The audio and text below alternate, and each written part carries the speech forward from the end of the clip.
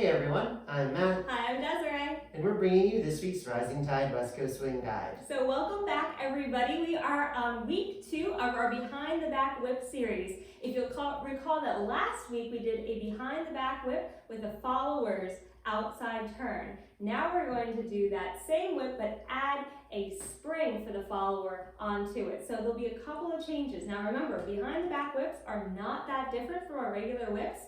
They can be intimidating at first though, so we want to take you through this 4-week series showing you whips that progress from the easiest to the most advanced. So let's get started with a demo of this whip, then we'll break it down and we follow.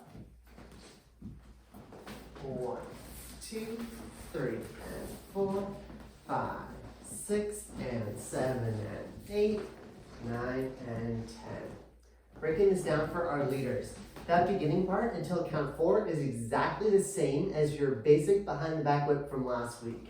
So we'll just get to there. 2, 3, and 4. From here, I'm still turning Desiree, but this time I'm keeping the hand down for 5. 6, I'm going to lunge or press into my left foot away. This is count 6. I can either keep this hand behind my back, have it free, or I can have a little extra support on my follower's shoulder blade. From here, this part's really the crucial part of this pattern. I'm going to shift my weight from my left foot to my right foot on count 6 and. This is preparing the follower and shifting their weight so that they're on the correct foot to turn the correct direction. 6 and. From here, I can just release this hand down for 7 and 8, 9 and 10.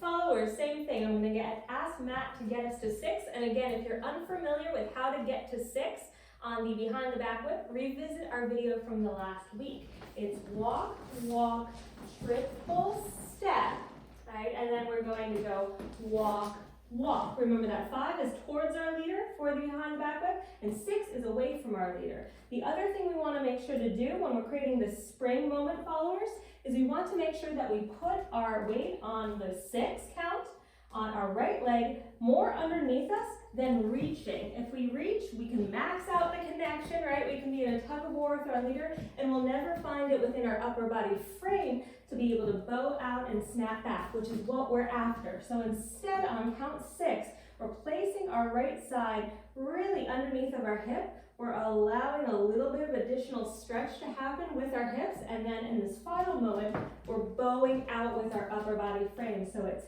tap, stretch with the hips, stretch with the frame, and then on count 6, and we release all of that. Triple for 7 and 8, triple to anchor, 9 and 10. Showing this whole thing one final time.